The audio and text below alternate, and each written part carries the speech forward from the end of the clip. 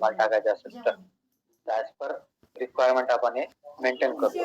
म्हणजे त्यांनी सांगतो आपल्याला की त्यांना हे मेंटेन करायचं. त्याला 2 मिनिटं त्या घरी जायचंय अकॉर्डिंग तर आपण म्हटलं ते गाडी मेंटेन घेऊन या करून देतो. तुम्ही. आता जे ते परत मॅन्डेटरी महागाई फील्ड येईल आहे ते तेव्हा. मॅन्डेटरी फील्ड तुम्हाला पण तुम्हाला घेऊन येऊ मेंटेन त्या गाडीत. करणं गरजेचं आहे. ते जर मेंटेन असेल तर तुमचं ते डेटा मायग्रेट होतं, नाहीतर डेटा मायग्रेट नाही होत, नाहीतरी फाईल अपलोडच नाही होत. ठीक आहे. बँक मास्टरचं एक ऑप्शन आहे, त्याने जे जे मॅन्डेटरी फील्ड दिले त्याचं ॲज इट इज फिलअप करा. तर जेवढे बँक तिथे असेल रिजन कंट्री तिथे टाकलं जातं. बँकेचं नेम, बँक जे असेल ते, बँकेचं नेम प्रॉपर पूर्ण, स्टेट वगैरे असेल, पोस्ट नंबर वगैरे जे काय स्टेट नंबर किंवा सिटी वगैरे त्याची ब्रँच जे काय असेल ते सगळे डिटेल्स आपण इथे फिलअप करतो. ते डिपेंड करतं त्यांचे ब्रँचेस कुठं कुठं आहेत. आता बँकेचं घेतलं म्हणून सांगतो मी, इथे डेटा मग कोणता पण असू शकतो. मटेरियलचा असो किंवा वेंडरचा असो किंवा कस्टमर असो किंवा तुमचं एखादं ऑर्डर वगैरे असो, तर बँकेचा म्हणून त्या अकॉर्डिंग सांगतो मी तुम्हाला. तर कंपनी जे काय बँकेज वगैरे जे काय असेल जिथे जिथे त्यांचे ब्रँचेस असतील ज्या ज्या सिटीमध्ये वगैरे ते सगळ्या डिटेल्स इथं आपण फिलअप करतो. असं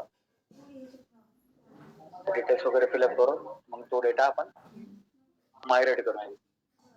याच्यातली जर एखादी जर मॅन्डेटरी फील्ड जर तुम्ही जर मिस जर झाली किंवा तुम्ही जर फिलअप जर केली नाही तर तो डायरेक्टली जे काय फाईल आहे ते अपलोडच नाही करत, एरर दाखवतो सर खाली. तुम्हाला परत इथं मध्ये येऊन फाईल मध्ये जाऊन परत ते मेंटेन करावं लागतं, मग परत ते अपलोड करावं लागतं फाईल. ते पण दाखवतो कसं एरर येतो ते. खाली नोट करा.